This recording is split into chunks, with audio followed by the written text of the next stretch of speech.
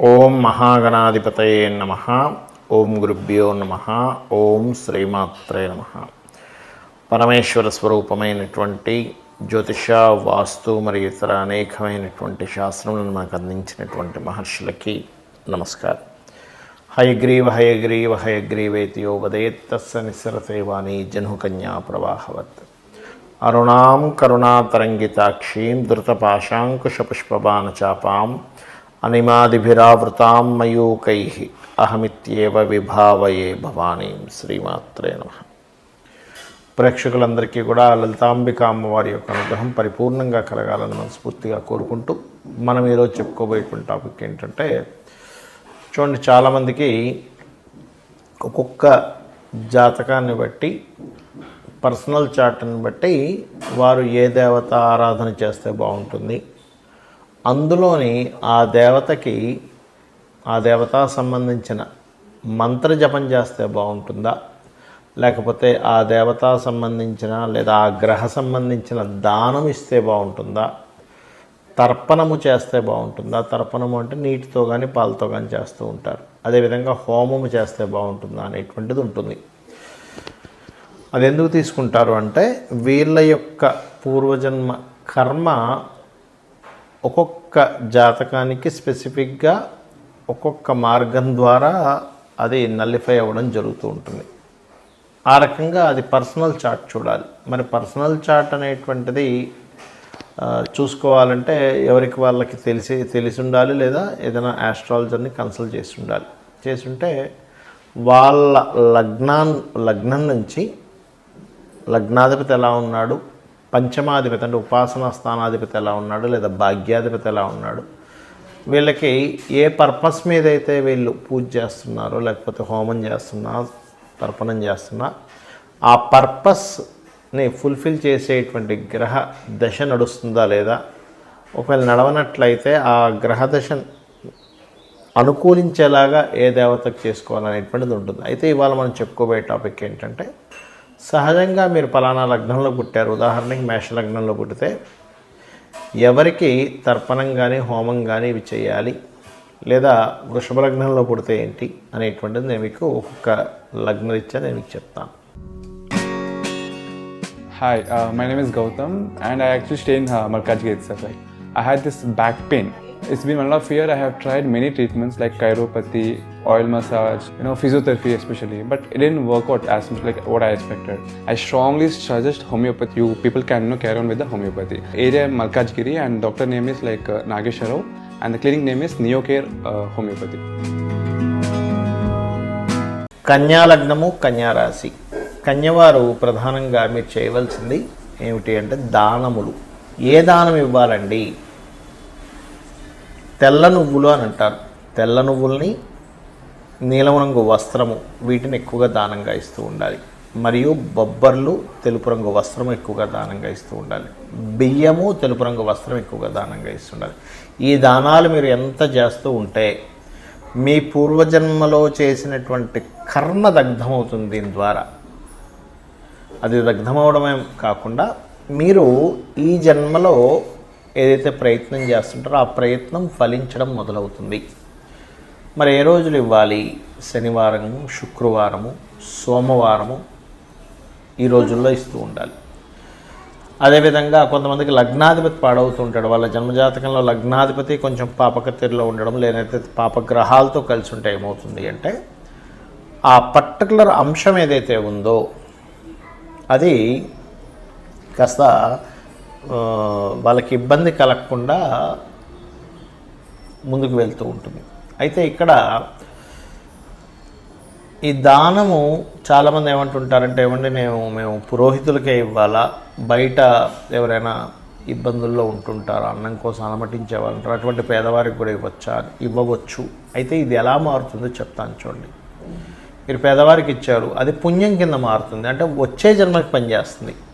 వచ్చే జన్మ కోసం నేను పుణ్యం సంపాదించుకోవాలి అనుకునేటువంటి వారు ఖచ్చితంగా పేదవారికి, లేకపోతే రకరకాల సంస్థలకి డొనేషన్స్ రూపంలోనే ఏదైనా ఒక సంస్థ నిర్వహిస్తుంది చదువుల కోసమని, అందరికీ చదువులు చెప్తుంది వాళ్ళకి ఇవ్వచ్చు, తప్పులేదు. లేదా ఒక సంస్థ అన్నదానం చేస్తుంది, లేదా ఒక సంస్థ వస్త్రదానం చేస్తుంది, ఇంకో సంస్థ ఇంకోటి ఏదో చేస్తుంది, పేదవాళ్ళ కోసం ఏ ఆపరేషన్స్ అనో వైద్య సంబంధించినవో నిర్వహిస్తుంది. వారికి మీరు దానం ఇవ్వచ్చు, తప్పేమీ లేదు. కానీ ఇది వచ్చే జన్మ కోసం పుణ్యంగా మారుతుంది. ఇది బాగా అర్థం చేసుకోండి.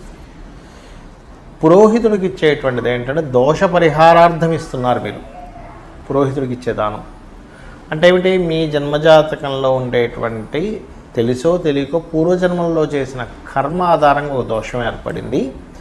ఆ ఏర్పడినటువంటి దోషము తొలగడం కోసం మీరు ఇస్తున్నారు ఇక్కడ.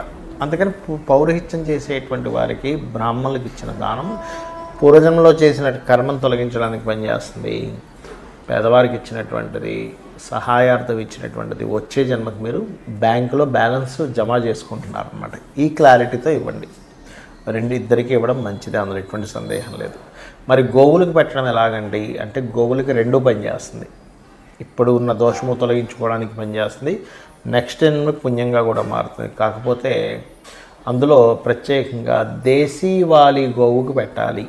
మీరు జెర్సీ ఆవుకు పెడితే అది కేవలం వచ్చే జన్మలో పుణ్యానికి మాత్రం కొంతవరకు తోడ్పడుతుంది. ఒక జంతువుకి మీరు ఒక జీవికి పెట్టారనేటువంటిది. కానీ ఈ జన్మలో లేదా పూర్వజన్మలో చేసినటువంటి పాపము దగ్ధం అవ్వడానికి మాత్రం పనికి రాదు. ఇది అర్థం చేసుకోండి. మరి కొంతమందికి జన్మజాతకం ఉండదు, వాళ్ళ డేట్ ఆఫ్ బర్త్లు తెలియదు, వాళ్ళ లగ్నం తెలియదు, వాళ్ళ రాశి కూడా తెలియదు. అప్పుడు ఏం చేయాలి? జనరల్గా చేసుకునేవి కొన్ని ఉంటాయి. జన్మజాతకం తెలిసి వాళ్ళు తీసుకునే దీన్ని బట్టి ఉంటుంది. ఇది రెండు రకాలుగా ఉంటుంది. ఒకటి మీకున్న సమస్యని బట్టి, రెండవది మీకు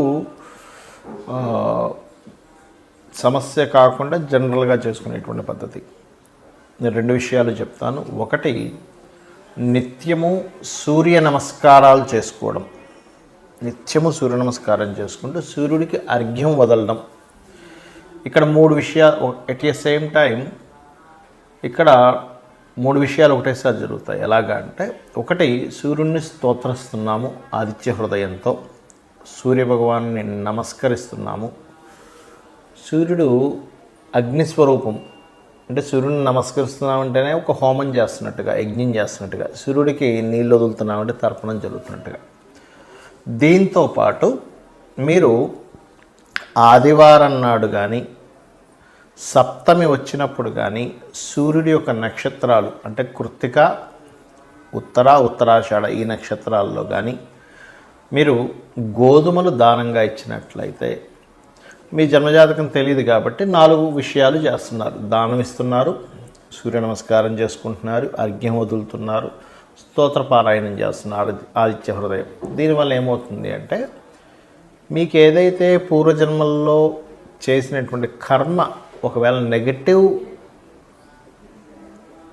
వస్తున్నట్లయితే, ఆ నెగటివ్గా వస్తున్నటువంటి కర్మ అది అక్కడికి అట్లా ఏదైతే ఆ ప్రభావం చూపిస్తూ మీకు ఇబ్బంది కలుగుతుందో ఆ ప్రభావం అనేటువంటి తగ్గుతుంది. ఇక రెండవది, లలితా సహస్రనామాలు మరియు పితృదేవత సంబంధించిన ఆరాధన. అంటే ఎలాగండి? మీకు డేట్ ఆఫ్ బర్త్ టైం ఏమీ తెలియదు. అప్పుడు ఏం చేయాలంటే, దేవీ భాగవతంలో అమ్మవారే స్వయంగా చెప్పినటువంటి తిథులు కొన్ని ఉన్నాయి. దాని తర్వాత ఇంకో 2 తిథులు కొంతమంది పెద్దవాళ్ళు చేర్చారనుకోండి. అవి ఏమిటి అంటే, ఒకటి చతుర్దశి, అష్టమి, నవమి. ఈ 3 తిథుల్లో నా యొక్క అనుగ్రహం అంటే అమ్మవారి యొక్క అనుగ్రహం చాలా దగ్గరగా ఉంటుందట. ఆ సమయంలో ఎవరైతే దేవీ భాగవత పారాయణం కానీ, చండీ సప్తశతి కానీ, ముఖ్యంగా లలితా సహస్రనామాలు కానీ ఎవరైతే పఠనం చేస్తారో, అంటే బాగా తీవ్రమైనటువంటి కష్టంలో ఉన్నారు, లేకపోతే బాగా తీవ్రంగా ఆగిపోయింది ఏదైనా ఒక విషయం, రోజుకి 27 సార్లు కనుక ఈ తిథుల్లో కనుక చేయగలిగితే మీకున్నటువంటి పూర్వజన్మ పాపకర్మ దగ్ధం అవుతుంది.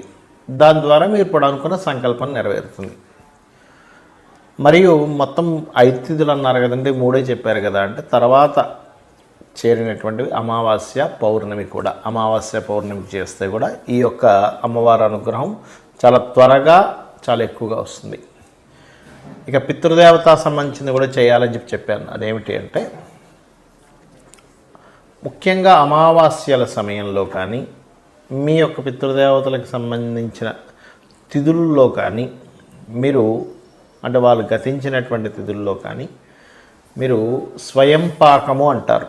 అంటే 1 కిలోనో 2 కిలోలో 5 కిలోలో మీకు తోచినంత మీ స్తోమతను బట్టి బియ్యము, 2 రకాల కూరగాయలు, 2 రకాల పప్పులు, ఉప్పు, చింతపండు, మిరపకాయలు, ఈ రకంగా వండుకునేటువంటి సామాగ్రి ఏదైతే ఉంటుందో ఒక వ్యక్తి చక్కగా ఇంట్లో వంట వండుకోవడానికి గల సామాగ్రిని మీరు మీకు దగ్గరలో ఆలయంలో ఉన్నటువంటి పురోహితులకి పితృదేవతల కోసం అన్నట్టుగా ఇచ్చినట్లయితే ఇది కూడా మీ జన్మజాతకంలో ఏదైతే రుణరోగ శత్రు సంబంధించినటువంటి భావం బాగా యాక్టివేషన్ అయి మీరు ఇబ్బంది పడుతున్నటువంటి అంశము చేత్తో తీసేసినట్టుగా ఆ యొక్క ప్రాబ్లం అనేటువంటిది తగ్గుతుంది.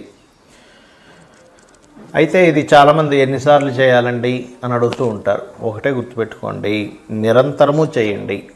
ఎప్పుడైతే మీరు దేవతా కార్యాలు కానీ, హోమాలు కానీ, యజ్ఞాలు కానీ, తర్పణాలు కానీ లేనట్లయితే దానము కానీ మీరు ఎంత చేస్తూ ఉంటారో గుర్తుపెట్టుకోండి, మనం ఎన్ని ఖర్చు పెట్టినా ఒక జీవుడు అంటే ఒక మనిషి జన్మ ఎత్తినప్పటి నుంచి తన తుది శ్వాస అంటే ఆఖరి శ్వాస వరకు కూడా ఎన్నో లక్షలు కోట్లు సంపాదిస్తాడు, ఖర్చు పెట్టేస్తాడు. కానీ ఏది కూడా మన వెంట రాదు. కేవలం భగవత్ సంబంధించినటువంటిది పరోపకారం చేసినటువంటి పరోపకారంగా ఉపయోగించిన ధనం సంబంధించిన పుణ్యము మాత్రమే మన వెంట వస్తుంది. ఇది గుర్తుపెట్టుకోండి. కాబట్టి లేదా గోసేవ, గోవులకు వెళ్ళి సేవ చేస్తే కూడా అది పుణ్యంగా వస్తుంది. కాబట్టి ఇది చేయండి. ఖచ్చితంగా మీకు మీ జాతకంలో ఏ దశ నడుస్తుంది, ఏ అంతర్దశ నడుస్తుంది, గోచారంలో ఎలా ఉంది, ఇవేమీ మీరు కంగారు పడాల్సిన అవసరం లేదు. మీకు తెలియకుండానే సకల దేవతల యొక్క అనుగ్రహము, ఆ లలితాంబిక అమ్మవారి యొక్క అనుగ్రహం మీకు కలుగుతుంది. శ్రీమాత్రే నమః.